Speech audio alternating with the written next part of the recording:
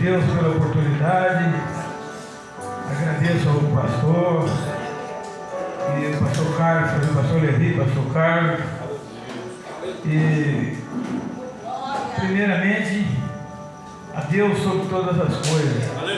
Vamos abrir a Bíblia no capítulo 2 de Ageu, não tem R, coloquei um R na minha conta. Versículo 9.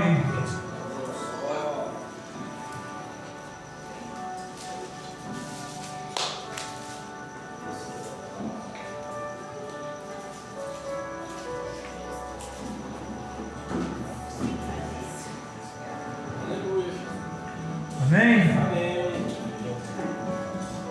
O livro de Ageu, capítulo 2, versículos 9, diz assim a palavra do Senhor: a glória dessa última casa será maior do que a da primeira, diz o Senhor dos Exércitos, e nesse lugar darei a paz, diz o Senhor dos Exércitos.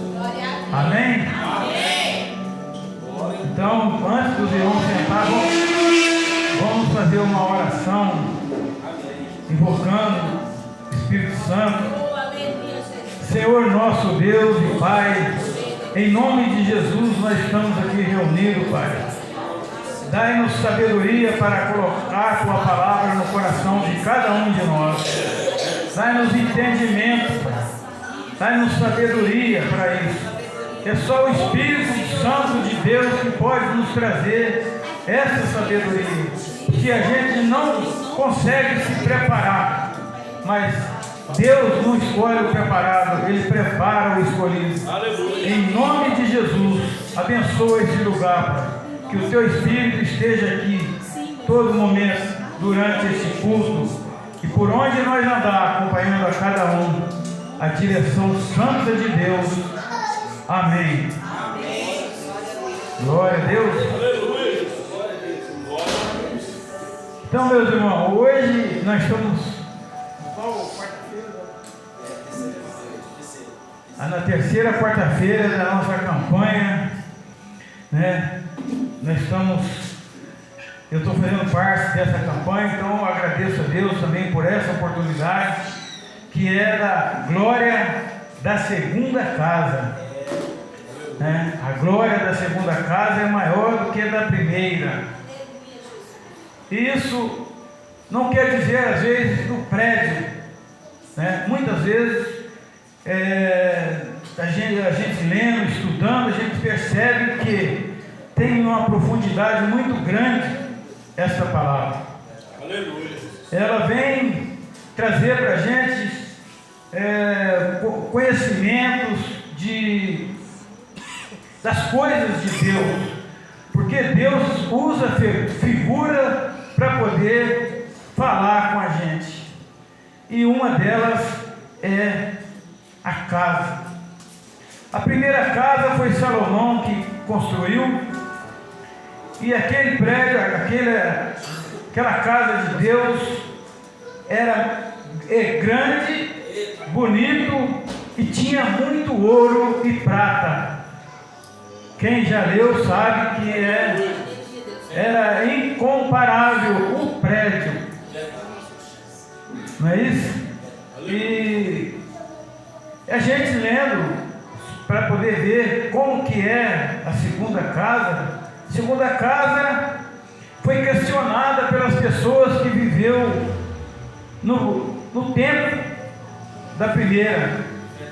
Então as pessoas comentavam, dizendo: mas como? A primeira casa era muito melhor, mas ele estava visando o prédio. O prédio era menor, era de menos beleza, poderia até ter ouros e pratas, conforme alguns outros de Jerusalém, outros países levaram, mas estava sendo questionado ali, né, com relação à grandeza da casa. Ele estava de olho, muitas vezes, nós, às vezes, fica olhando, fica prestando atenção naquilo que a gente consegue ver. Mas aqui a palavra de Deus vem trazer muitas coisas que é para depois, para o futuro. Principalmente a expressão geralmente interpretada como referência ao Messias, o seu retorno ao templo. Engraçado que nessa época ainda não tinha, Messias ainda não tinha vindo. E aqui está falando do retorno ao templo. Porque Ageu, ele pregou, ele falou da volta de Cristo. Já naquela época ele já falava da volta do Messias. Então, ele não estava vendo simplesmente aquele tempo ali, o pessoal que voltou do cativeiro, o pessoal que estava machucado, o pessoal que estava machucado, que eu falo, com o coração magoado, com tudo que viveu, 70 anos no exílio, sofreu, e até voltar as coisas ao normal não é fácil para quem fica preso à vontade de outras pessoas. Qualquer pessoa sabe disso, que não é bom isso. Então, nessa segunda casa, o pessoal pensava, olhava, poxa, mas o povo não tem dinheiro como tinha naquela época. Aquela época era a época de Salomão, tinha muita prosperidade, muito dinheiro. Então, nós não vamos ter uma casa melhor do que daquela época. Já era de imediato, eles já falavam isso, porque eles estavam olhando para as coisas físicas. Mas Deus, Ele fala conosco através das coisas que a gente não pode ver. Ele é como se diz, ele chama as coisas que não existem como que se já existisse. Como a gente podemos ler no capítulo 53 de Jeremias, ali quem lê ali pensa que aquela passagem de Cristo já tinha acontecido. Mas Deus, para Ele, como a gente pensa que é uma coisa que vai acontecer daqui 2000 anos, ou daqui 100 anos, mas para Deus já ocorreu, para Deus já aconteceu, porque está escrito na palavra de Deus, em Efésios, que nós caminhamos em obras prontas. Por isso que a gente precisa, quando lê a Bíblia, ter isso em mente. E o que me chamou a atenção nessa palavra foi que o povo que era antigo daquela época começou a questionar como que a casa que estavam construindo ia ser maior, era de mais grandeza do que a da primeira. E eles conheceram a primeira casa, então eles tinham motivo para poder questionar se a questão fosse riqueza, fosse prédio. Mas Deus estava falando da glória de Deus, da glória dele. Aleluia. Quem ia trazer a glória naquele lugar era o próprio Filho de Deus. Aleluia. Então aquela casa ia ser maior. Por quê? Porque ia ter a glória. E a glória nada se compara com essa glória. Aleluia. Não é ouro, não é prata.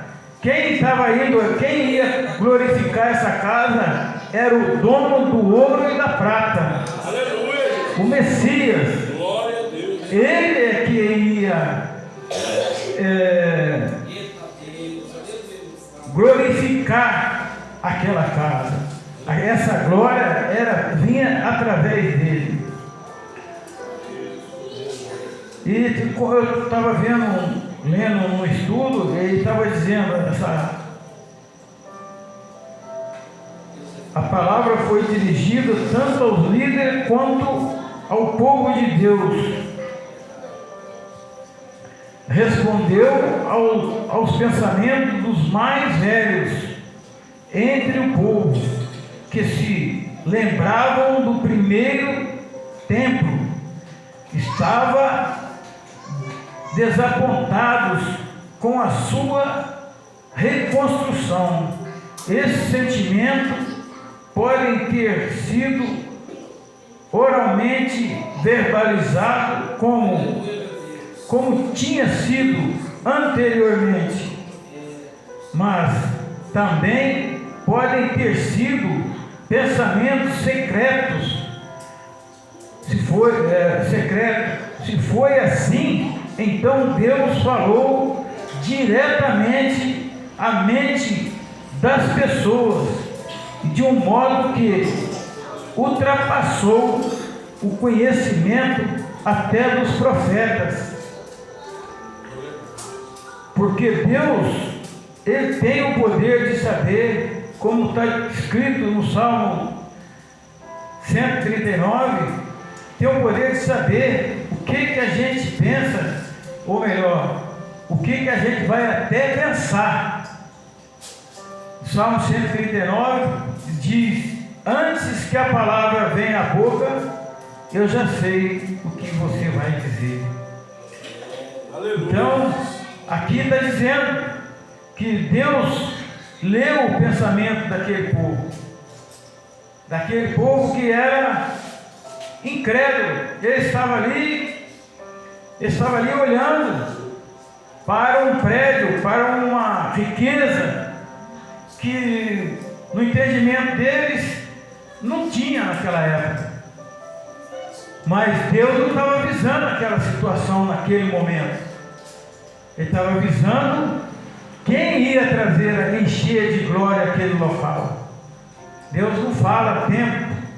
E muitas vezes a gente, no nosso dia a dia, a gente se depara com situações que, como esse povo, né?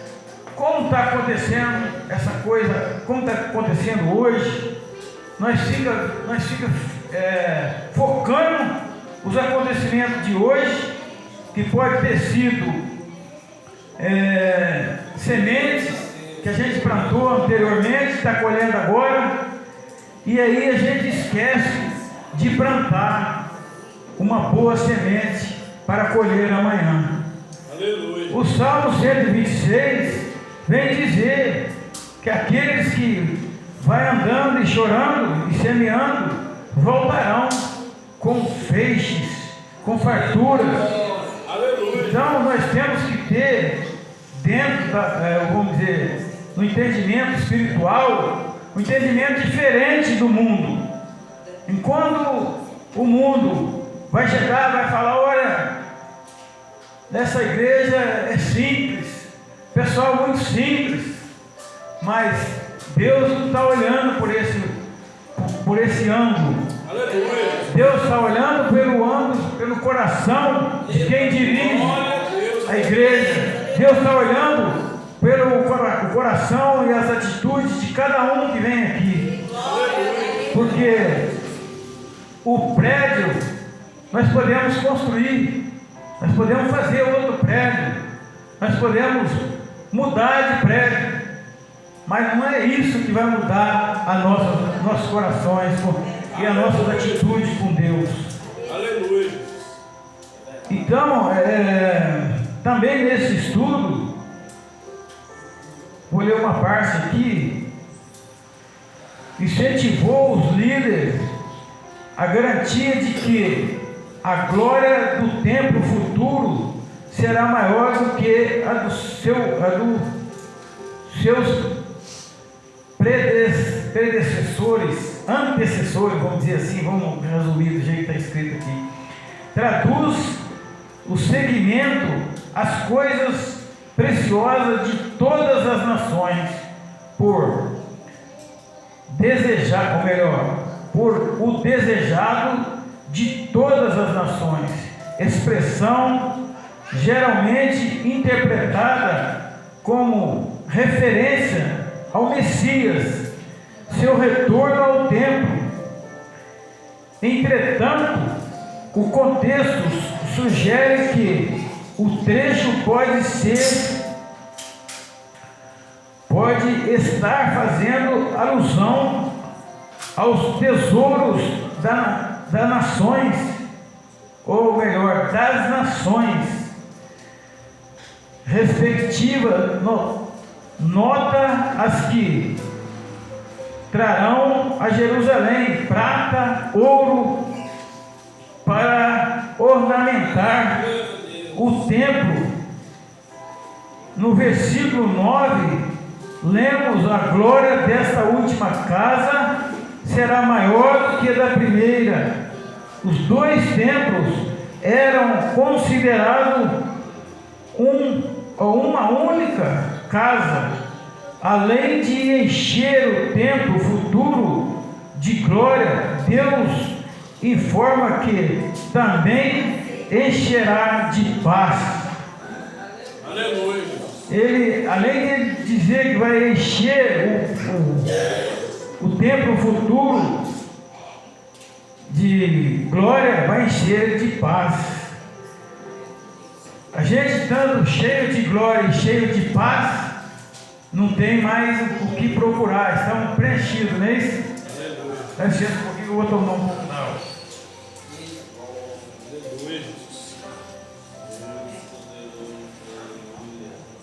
Glória a Deus. Água fresca tem coisa melhor, né? Então, meus irmãos, a gente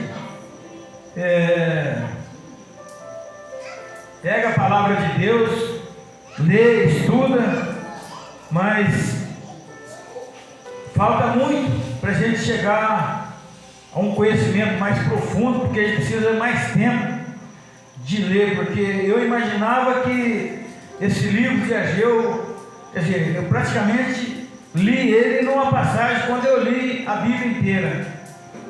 Então eu passei lendo ele, passei ouvindo ele às vezes num CD que tinha a Bíblia inteira. Mas quando a gente pega para estudar o próprio livro ou o mesmo capítulo, a gente começa a ver que é como o livro de Joel também, né? O livro de Joel, o pessoal fala o profeta pequeno, não é isso? Profeta pequeno, mas olha quanta profecia tem em Joel, né? As profecias maravilhosas que foi realizada no livro de Atos dos Apóstolos, se eu não me engano, capítulo 2, eu não lembro agora, versículo 4, por ali, que foi a descida do Espírito Santo no tempo de Pentecostes. E aqui também ele cita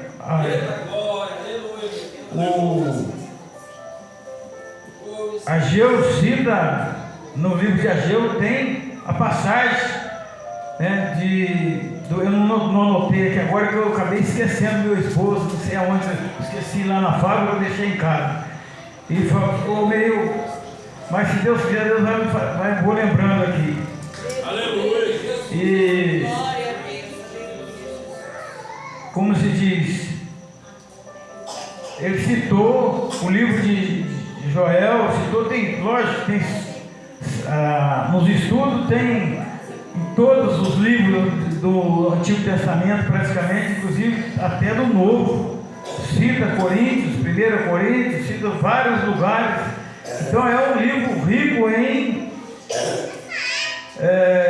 vamos dizer assim, em glória, na glória de Deus. Ele veio, ele trouxe grandes conhecimentos que às vezes a gente não presta atenção.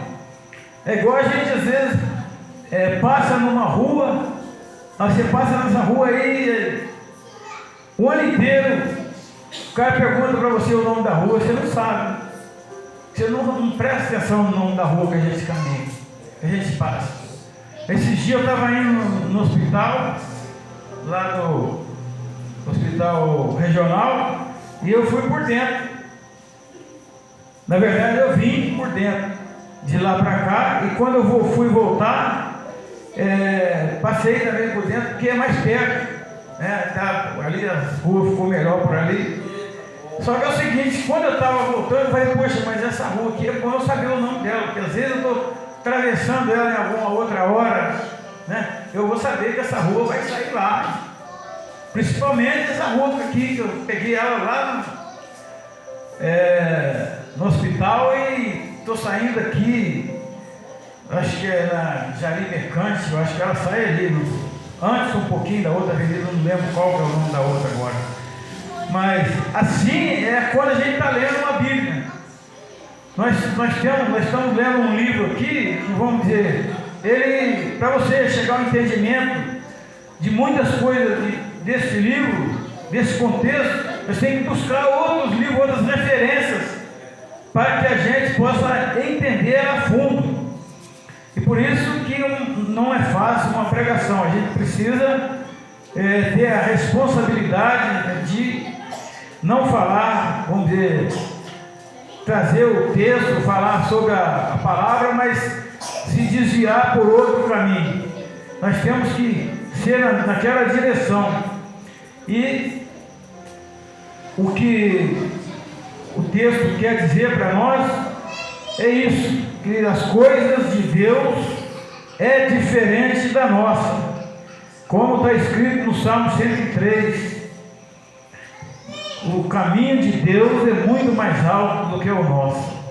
E nós, às vezes, temos dificuldade de entender quando lemos um texto, quando passamos por uma situação. Por quê? Porque às vezes a gente não lê o contexto daquela passagem. Não é isso? Ou às vezes não estuda, às vezes não... por exemplo, eu também eu tenho a Bíblia da NVI, né? Eu até tinha anotado uma referência lá de como ela diz, mas agora eu não trouxe anotado, não estou lembrando tudo. Mas, e aqui nesse esboço, nesse estudo que eu peguei, eu peguei no livro que eu tenho, né? Eu tenho alguns livros de estudo, e ele fala sobre, ele cita a referência da NVI e da ARAS, que seria essa que eu tenho aqui, né? Que a gente leu no capítulo que eu li o versículo 9 do capítulo 2. Então, gente, é isso aí. Nós, cada um de nós temos um ponto de vista daquilo que acontece com a gente. Então, o que o profeta estava colocando aqui, colocou para o povo? Ele foi incentivar o povo a construir, né? E naquela época Deus também levantou Jeroboão, ou Jeroboão, não estou lembrado agora, que eu não estou lendo ele aqui, mas significa que Deus, tudo que Deus faz é planejado, tudo que Deus faz é bem feito. Aleluia. Nunca até hoje alguém achou um defeito na obra de Deus. Aleluia. Porque ela é perfeita. Glória a Deus. Então, essa passagem foi mais ou menos 538 anos antes de Cristo. Assim que tiveram a permissão para voltar à sua pátria, o povo judeu ficou animado com a possibilidade de construir um templo. Entretanto, devido a algumas posições externas, o projeto de construção do templo ficou abandonado. O povo desanimado. O povo começou a se preocupar mais com o conforto pessoal do que com as coisas de Deus. Foi nesse cenário decadente que Deus levantou o profeta Ageu para profetizar a profecia de Ageu, dada no ano 520 a.C., quer dizer, 520 para 538, né? Deu uma diferença de 18 anos. Só 18 anos depois que Deus levantou o profeta Ageu.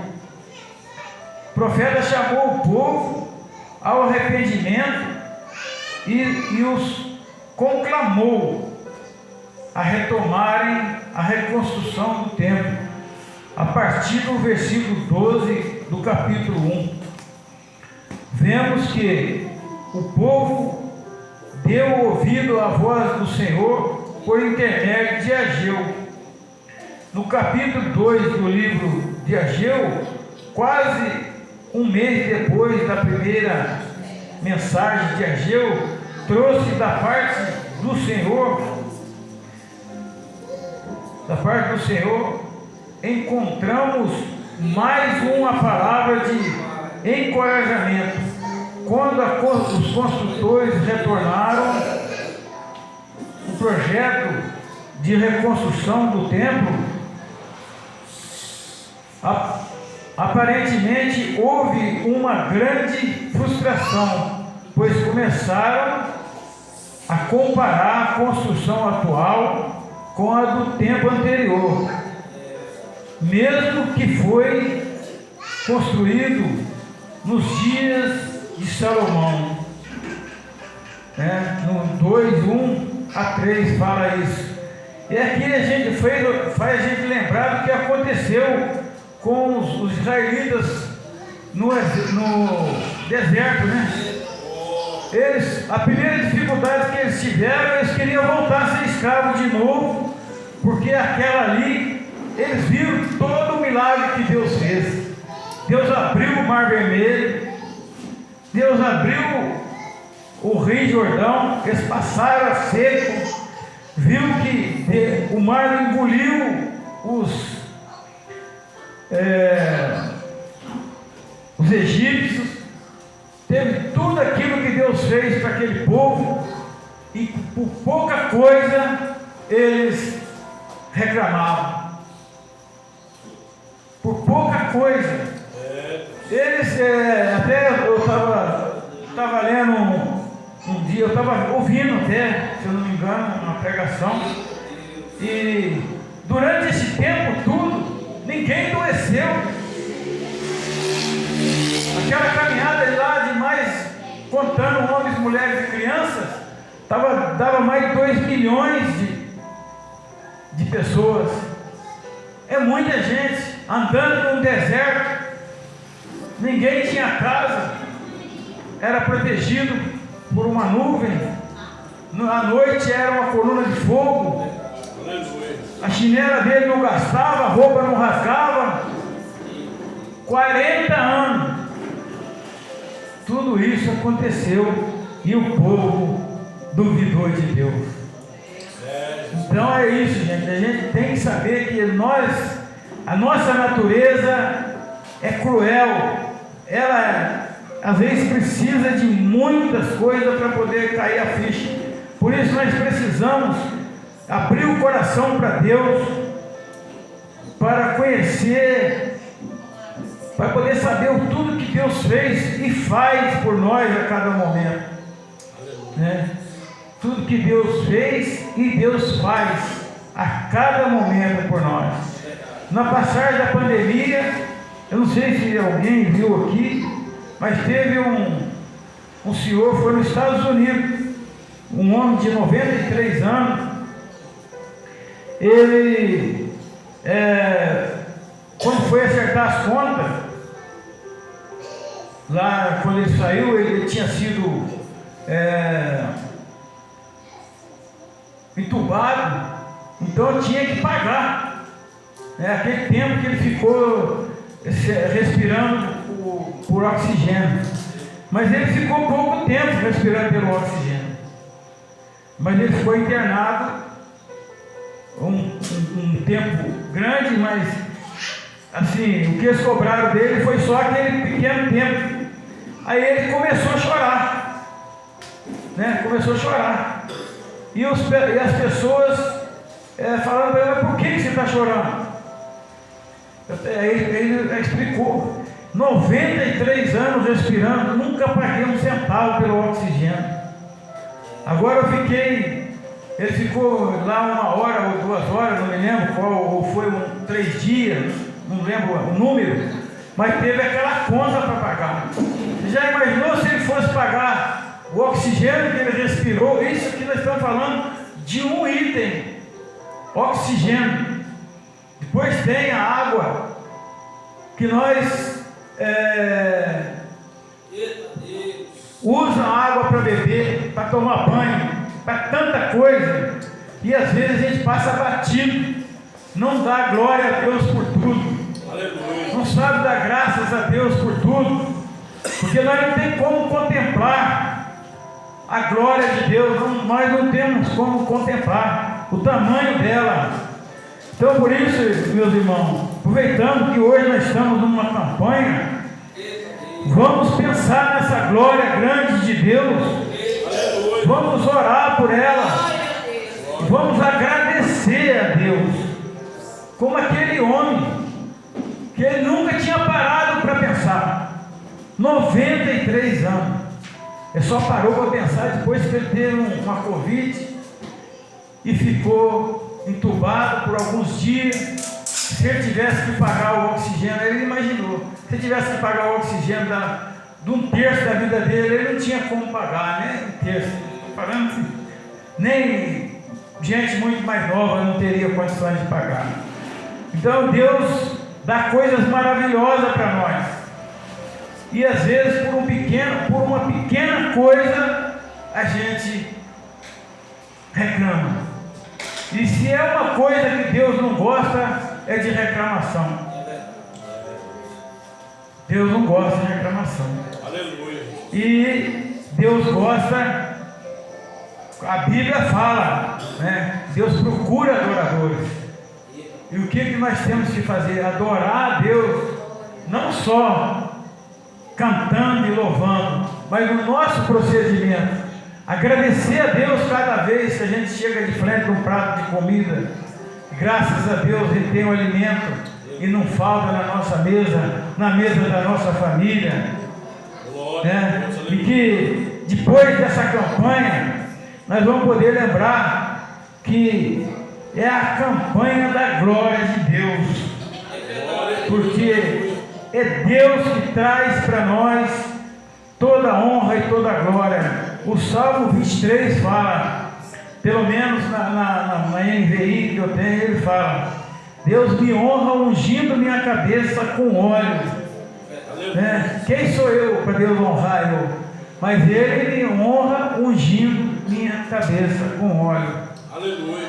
Então nós temos um Deus maravilhoso, e muitas pessoas às vezes, conforme a missionária Ana falou aqui, né? Muitas vezes a gente, por qualquer coisa, não vem na igreja, por qualquer coisa, reclama. Por exemplo, eu cheguei atrasado aqui, peço desculpa aqui ao pastor, mas é porque teve um contratempo durante o dia hoje, e eu estou com um rapaz novo lá na parte do escritório, e me ocupou bastante tempo do meu horário lá que eu estou trabalhando na produção. Então ficou as coisas tudo para mais tarde, e a gente às vezes descuida de não programar direito o nosso dia. Até eu vim de lá para cá pensando: poxa, eu tenho que começar a programar direito os meus horários, porque eu tô falhando com meus horários. E o tempo é cruel, ele passa, não tem como você falar para ele parar, dá um tempinho aí que eu vou atrasar um pouco, não tem jeito. Se eu não sair correndo, eu não ia nem chegar aqui a tempo de pregar. Mas graças à graça de Deus, cheguei a tempo, né? Um pouco atrasado, né, pastor?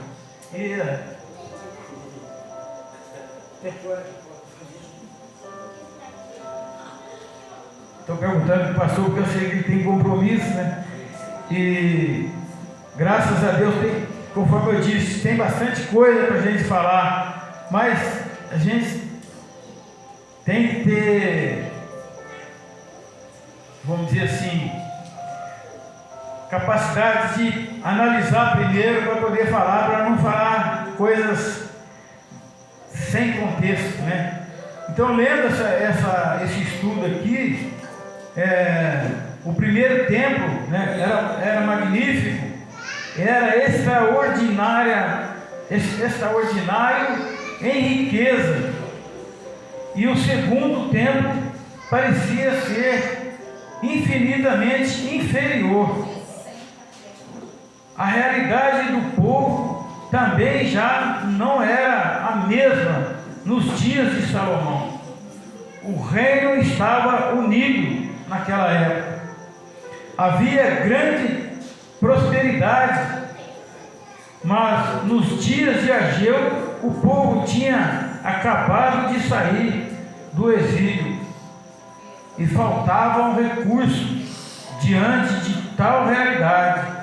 O povo ficava cada vez mais desanimado.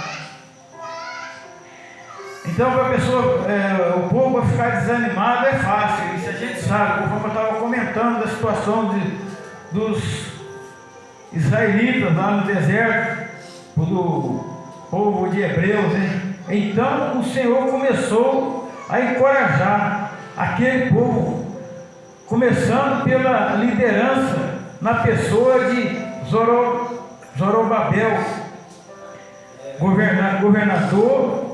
governante de Judá, e Josué, filho de Josadaque, o sumo sacerdote. Os líderes são enfatizados na profecia de Ageu, porque cabia a eles iniciar a obra. E deu muito trabalho, né? Deu muito trabalho para poder acontecer, de iniciar essa obra e ela acabar. Então, porque precisava começar e acabar, mas o povo, por qualquer coisa, reclamava. Estava saindo de um exílio. Que coisa pior que isso, né? Então, teve toda essa condições de estar na presença de Deus, né? Falando, no caso,